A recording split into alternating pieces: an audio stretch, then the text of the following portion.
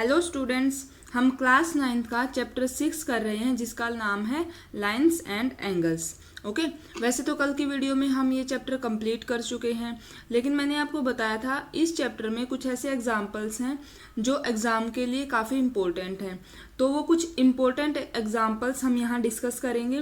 कुछ बहुत इजी भी हैं और साथ में एग्जाम्पल्स का सॉल्यूशन गिवन होता है, तो आप वहाँ से उनको देख के समझ सकते हैं। हम वही एग्जाम्पल डिस्कस कर रहे हैं जो इम्पोर्टेंट भी हैं और जो शायद आपको समझ में इजीली ना आए। ओके, तो जैसे एक एग्जाम्पल सेकंड है। इस एग्जाम्पल में हमारे पास ये फिगर गिवन है।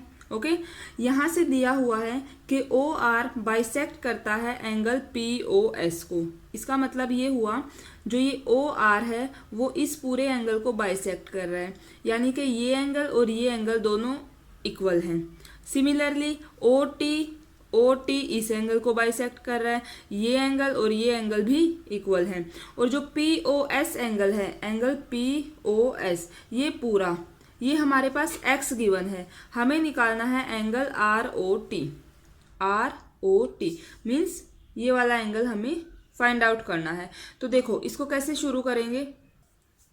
अब आप देखो ओ आर इस एंगल को हाफ कर मतलब बाइसेक्ट कर रहे हैं। ठीक है, इसका मतलब जो इधर वाला एंगल है ये भी इस पूरे का हाफ होगा और जो ये एंगल है ये भी इस पूरे का हाफ होगा। तो मैं लिख देती हूँ एंगल एस ओ आर या फिर आर ओ एस। हम इस लाइन का मतलब यही हुआ ना कि एंगल आर ओ एस वो हाफ है इस पूरे एंगल का, मीन्स किसका, पी ओ एस का। ओके, ये हमने इस बात को देख के लिखा है कि ओ आर बाइसेक्ट करता है एंगल पी ओ एस को। ओके, एक हम यहाँ से भी हम यही बात लिख सकते हैं, जो ओ टी है ओ टी इस पूरे को बाइसेक्ट करता है, तो मैं ये लिख सकती हूँ कि एंगल एस ओ टी वो भी हाफ है इस पूरे एंगल का। ठीक है, एंगल एस ओ क्यू का। ये आ गई दो इक्वेशंस हमारे पास। अब आप ये देखो, अगर मैं ये एक तो ये बाइसेक्टर है कि ये है, यानी कि ये एंगल लूं और ये एंगल लूं, इस लाइन पे पूरा एंगल बन रहा है। इन दोनों का सम कितना होगा, 180 डिग्री। क्यों? क्योंकि यहाँ लीनियर पेयर है। तो हम लिखेंगे angle P O S and S O Q plus angle S O Q is equal to 180 degree. अब आपको पता है पी ओ एस तो x गिवन है, तो मैं इसकी जगह लिख सकती हूँ x plus angle S O Q is equal to 180 degree. x को आप उधर ले जाओ, angle S O Q is equal to 180 minus x. Okay, अब आप देखिए जो हमने ये दो इक्वेशन लिखी थी इनको आप 1 और 2 मान सकते हैं। ठीक है, यहाँ देखो एस ओ क्यू था और ये एक्स ओ क्यू की वैल्यू आई है 180 माइनस एक्स, तो मैं इस वैल्यू को उठा के सेकेंड इक्वेशन में पुट कर देती हूँ। ठीक है, put angle S O Q, या फिर आप लिख सकते हो value of S O Q in equation इसमें सेकेंड में। तो हमारे पास क्या आ जाएगा, एंगल एस ओ टी वो इक्वल हो जाएगा 1/2 एस ओ क्यू की जगह मैं क्या लिखूंगी, 180 माइनस एक्स, यही लिखेंगे ना हम। तो देखो जब 180 का हाफ करोगे आप, इसकी दोनों के साथ मल्टीप्लाई होनी है ना अंदर, तो ये तो हो जाएगा 90, और जब इसका हाफ करोगे x/2 यही आएगा। ये तो हमारे पास आ गया है एस ओ टी, समझ रहे हो। अब आप जो हमने फर्स्ट इक्वेशन बनाई थी आर ओ एस हाफ था पी ओ एस के। अब P O S already given था, हमारे पास x है, तो यहाँ भी अगर मैं s इसकी जगह पी ओ एस की जगह x रख दूँ तो ये क्या आ जाएगा, यहाँ लिख लेते हैं नीचे एंगल आर ओ एस, देखो half angle P O S x है, तो मैं यहाँ लिख सकती हूँ half into x, it means ये आ गया x/2। अब मैंने ये दोनों एंगल क्यों निकाले, आप देखो हमें क्या निकालना है, आर ओ टी।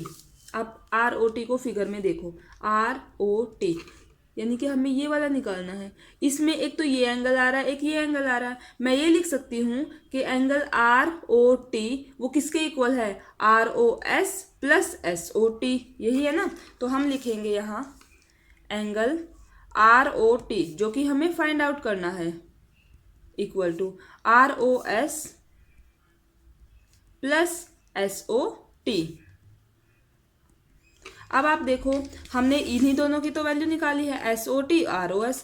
ROS तो है मेरा कितना x/2, तो मैं यहाँ लिखूंगी ROS की जगह x/2 प्लस SOT कितना है मेरा 90 माइनस x/2। इसीलिए हमने इन दो एंगल्स की वैल्यू यहाँ से फाइंड आउट की थी। अब आप देखो ये प्लस का है ये माइनस का है, कैंसिल, तो हमारा एंगल ROT कितना आ गया 90 डिग्री। यही हमारा आंसर हो जाएगा। वैसे तो ये इजी एग्जाम्पल था, फिर भी हमने इसका सॉल्यूशन कर लिया है। अब देखते हैं हमारा नेक्स्ट एग्जाम्पल, एग्जाम्पल 6। ठीक है, ये फिगर गिवन है, हमारे पास गिवन है AB, वो पैरेलल है CD के, AB CD के है और CD EF के है।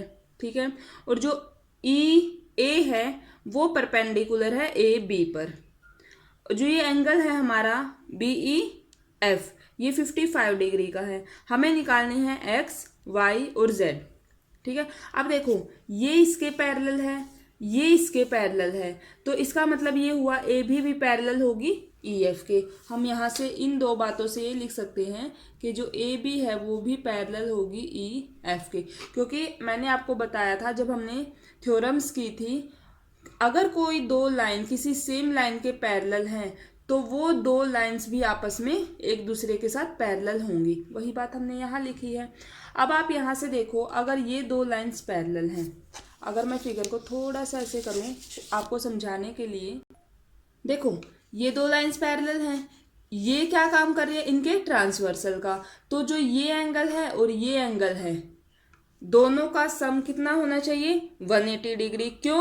क्योंकि ये दोनों इंटीरियर एंगल हैं एक ट्रांसवर्सल के सेम साइड वाले, और अगर सेम साइड के इंटीरियर एंगल होते हैं उन दोनों का सम कितना होता है 180 डिग्री। तो यही रूल हम यहाँ लगाएंगे कि y और 55 जो है इन दोनों का सम कितना होना चाहिए 180 डिग्री। ओके, हम लिखेंगे y plus 55 degree is equal to 180 degree. आप रीजन दोगे यहाँ interior angle on the same side. ठीक है, interior angles on same side of transversal. समझ रहे हो? अब यहाँ से आप y की वैल्यू फाइंड आउट कर सकते हो। y की वैल्यू क्या आएगी 180 माइनस 55 डिग्री, तो y आ गया हमारा 125 डिग्री। y तो आ गया। ठीक है, x और z और निकालने हैं हमें। अब आप देखो कि ये और ये पैरेलल थी, ये इनकी ट्रांसवर्सल है ना, तो x और y दोनों क्या होंगे इक्वल होंगे। क्यों? क्योंकि ये कोरेस्पोंडिंग एंगल्स हैं। कोरेस्पोंडिंग एंगल है ना। आप एक मिनट, आप इस तरीके से फिगर को देखो, देखो दो पैरेलल लाइन है, ये हमारी ट्रांसवर्सल है, ये कोरेस्पोंडिंग एंगल है। इसी तरीके से जो नीचे बनेगा और ये बनेगा वो भी कोरेस्पोंडिंग होते हैं। ठीक है, तो दोनों कोरेस्पोंडिंग एंगल हमने शुरू में ही पढ़ा था, जब दो लाइंस पैरेलल होती हैं तो वो each pair of corresponding angles are equal. तो यहाँ से हमारा x और y भी क्या होगा इक्वल। ओके, तो हम क्या लिखेंगे x equal to y equal to 125 degree. क्यों? क्योंकि ये कौन से हैं कोरेस्पोंडिंग एंगल्स।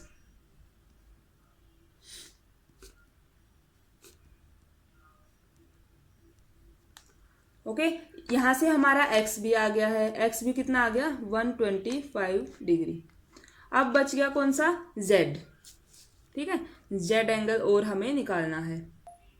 अभी अगर मैं एक बार और आपको फिगर ऐसे दिखाऊं, हमने देखा शुरू में जो ये लाइन है ये इसके पैरेलल है, तो जो ये लाइन है ये एक ट्रांसवर्सल का काम कर रही है। अगर ये ट्रांसवर्सल है तो देखो ये पूरा एंगल और ये पूरा एंगल, इन दोनों का सम भी कितना होगा 180 डिग्री। क्योंकि जब मैंने y की वैल्यू फाइंड आउट की हमने यही रूल यूज किया ना कि जो इंटीरियर एंगल हैं सेम साइड के किसी भी ट्रांसवर्सल के, तो उन दोनों का सम कितना होगा 180 डिग्री। तो यहाँ से जो हमारा ये एंगल है जो कि 90 डिग्री का ऑलरेडी गिवन है, और जो ये z और 55 है इन दोनों को मिलाकर इनका सम कितना होगा हमारा 180 डिग्री। तो हम लिखेंगे एंगल EAB प्लस कौन सा, ये वाला इधर वाला, ये पूरा एंगल, ठीक है, जिसमें जेड और 55 डिग्री है। इसको पहले पूरा लिख लेते हैं, ए ई एफ, एफ वो होगा 180 डिग्री। रीजन आपको ये वाला सेम रीजन यहाँ लिखना है, ओके। अब आप देखो, ये तो है मेरे पास 90 डिग्री का, प्लस इसमें कौन कौन से आ रहे हैं, एक जेड आ रहा है और एक 55 डिग्री, तो मैं लिख सकती हूँ जेड प्लस 55 डिग्री, वो हो गया 180 डिग्री, ठीक है। तो जेड की वैल्यू क्या आ जाएगी, 180, ये भी उधर जाएगा माइनस का 90, ये भी उधर जाएगा माइनस का 55, तो हमारा जेड आ गया है 35 डिग्री। तो हमने तीनों वैल्यूज फाइंड आउट कर ली हैं। एक्स जो आया था 125 डिग्री, वाई जो आया था 125 डिग्री, एंड जेड जो कि आया है 35 डिग्री। यही तीनों बोला गया था, ये तीनों हमने फाइंड आउट कर ली हैं। अब करते हैं नेक्स्ट एग्जाम्पल। ये है एग्जाम्पल 8। ये बहुत इंपॉर्टेंट एग्जाम्पल है, ठीक है।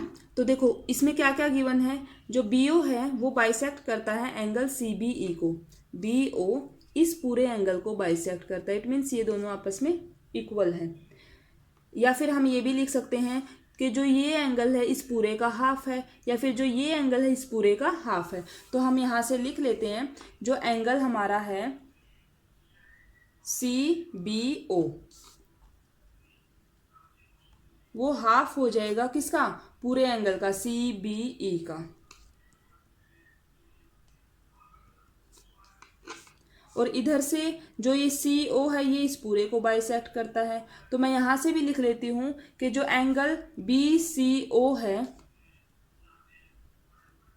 वो हाफ है इस पूरे का, कौन से पूरे का, बी सी डी का, ठीक है। ये हमने इन्हीं के बेसिस पर ये दो इक्वेशंस लिखी हैं हमने, समझ रहे हो। और ये हमें प्रूव करना है कि जो बी ओ सी एंगल है, बी ओ सी ये वाला, ये 90 माइनस हाफ है एंगल बी ए सी का, बी ए सी इसका हाफ, और इसको भी जब मैं 90 में से माइनस करूंगी तब मेरा बी ओ सी आ रहा है, ठीक है। इसको हमने प्रूव करना है। तो आप देखो, अगर मैं इन दोनों की बात करूं, यहां से इनका सम कितना होना चाहिए, 180 डिग्री। वही बात हम यहाँ लिखेंगे। सिमिलरली अगर इधर बात करूं, इनका सम भी कितना होना चाहिए, 180 डिग्री, समझ रहे हो। तो पहले हम निकालेंगे, यहां से लिखते हैं इन दोनों को। देखो मैं लिख रही हूं angle C B E plus Y, वो कितना है, 180 डिग्री, लीनियर पेयर, ठीक है। तो यहां से अगर मैं लिखूं एंगल सी बी ई की वैल्यू निकालूं, सी बी ई की, तो वो हो गया मेरे पास 180 माइनस वाई। सिमिलरली अगर मैं इधर यूज करूं कि एंगल कौन सा, बी सी डी पूरा लेना है ना हमें, प्लस जेड, वो भी 180 डिग्री होगा। दोनों का जो रीजन है वो क्या है, लीनियर पेयर। तो यहाँ से हमारा एंगल बी सी डी वो कितना आ जाएगा, 180 माइनस जेड। अब देखो मैंने ये दोनों वैल्यूज क्यों निकाली हैं, यहाँ मेरे पास क्या है, सी बी ई, तो मैं इस इक्वेशन में सी बी ई पुट कर सकते हैं ना हम, यहाँ से सी बी ई की वैल्यू यहाँ, और यहाँ से हम इसकी बी सी डी की वैल्यू पुट कर सकते हैं।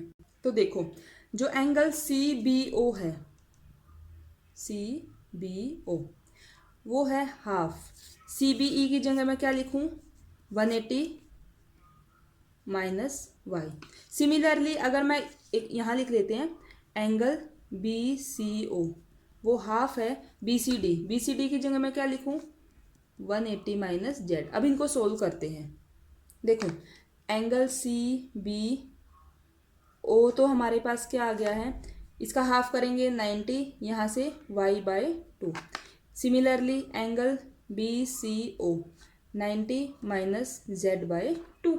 अब आप देखो अगर मैं इस ट्रायंगल की बात करूं नीचे वाले की, किसमें, बी ओ सी में, एक जो ये है एंगल, एक जो ये है और एक ये है, इन तीनों का सम कितना होना चाहिए, 180 डिग्री। वही बात हम यहाँ लिख रहे हैं। देखो हम लिखेंगे in triangle B O C,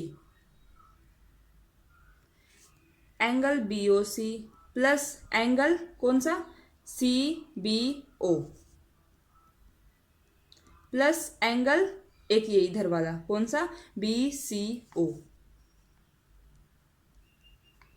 180 degree. Reason आपको पता ही होगा कि sum of the angles of a triangle is 180 degree. अब आप देखो BOC, ये तो हमें जो प्रूव करना था उसमें यूज हो रहा है, तो इसको हम एज इट इज लिखेंगे एंगल BOC प्लस। अब देखो CBO, इन्हीं दोनों की तो मैंने वैल्यू निकाली थी, CBO और BCO की, यही हम यहाँ हमारी इक्वेशन में पुट करेंगे। CBO हमारा है 90 माइनस y/2 प्लस ये हमारा है 90 माइनस z/2 और इक्वल में था 180 डिग्री। समझ रहे हो? अब आगे देखिए 90 प्लस 90 180, उधर जाएगा तो इसको कैंसिल कर देगा, यही है ना। तो हमारे पास आ गया एंगल BOC, हम लिख लेते हैं, उधर ही लेके जाते हैं इनको। 180 था माइनस 90 और ये इधर माइनस का है, उधर गया तो प्लस का हो जाएगा, ठीक है। फिर माइनस 90 ये भी उधर जाके प्लस का हो जाएगा। हमारे पास क्या आ गया एंगल BOC, ये और ये कैंसिल कर रहे हैं। y/2 प्लस z/2, मैंने 1/2 बाहर लिया, y प्लस z। अब यहाँ y प्लस जेड की क्या वैल्यू पुट करें। अब आप इसमें देखो फिगर में, अगर हम यहाँ से ऊपर वाले ट्रायंगल की बात करें x plus Y plus Z, तीनों एक x दिया हुआ है, एक y दिया है और एक z दिया है। यहाँ से अगर हम देखें x plus Y plus Z, वो 180 डिग्री होगा क्योंकि एंगल्स का सम है, वही प्रॉपर्टी हमने यहाँ यूज़ की है। अब आप देखो मुझे चाहिए y प्लस जेड, तो मैं यहाँ से इन दोनों की वैल्यू निकाल सकती हूँ, y plus Z is equal to 180 minus x. रख सकते हैं ना, ये वैल्यू आप यहाँ रखो। 1/2 ऑलरेडी था, इसकी वैल्यू आई है मेरे पास 180 माइनस एक्स, ठीक है। 1/2 सॉरी, जब मैं 180 के बाई में 2 करूँगी तो 90, इधर से x/2, ये आ गया एंगल BOC। अब हम उसे देखते हैं जो हमें प्रूव करना था। देखो ये चीज़ हमें प्रूव करनी थी, BOC मेरे पास आ गया है, ठीक है। देखो एंगल BOC लिखा है हमने यहाँ नीचे, वो इक्वल है 90, ये 90 ही भी आ गया है, माइनस x/2 यानी कि हाफ ऑफ एंगल x। यहाँ एंगल कौन सा है, कौन सा एंगल है BAC। फिगर में देखते हैं BAC, ये x ही तो है, यानी कि मैं x की जगह ये भी लिख सकती हूँ एंगल BAC। तो हम यहाँ से लिखेंगे कि एंगल BOC वो 90 minus half of angle BAC, क्योंकि जो एंगल x है वो BAC की ही वैल्यू गिवन है और यही चीज़ हमें प्रूव करनी थी। तो हम लास्ट में क्या लिखेंगे, हैंस प्रूव्ड, ठीक है। तो ये हमारा एग्जाम्पल 8 कंप्लीट हो गया है, ठीक है। इस तरीके से हमने इस चैप्टर के, कंप्लीट चैप्टर के जितने इम्पोर्टेंट एग्जाम्पल्स थे वो समझे हैं, सोल्व किए हैं। तो स्टूडेंट्स ये थी हमारी आज की वीडियो। मिलते हैं नेक्स्ट वीडियो में जिसमें हम एक नया चैप्टर 7 स्टार्ट करेंगे। अगर आपको मेरी वीडियोस अच्छी लग रही हैं, आपके लिए हेल्पफुल हैं, तो प्लीज़ वीडियो को लाइक करना, चैनल को सब्सक्राइब करना और अपने फ्रेंड्स के साथ शेयर करना। Thank you so much.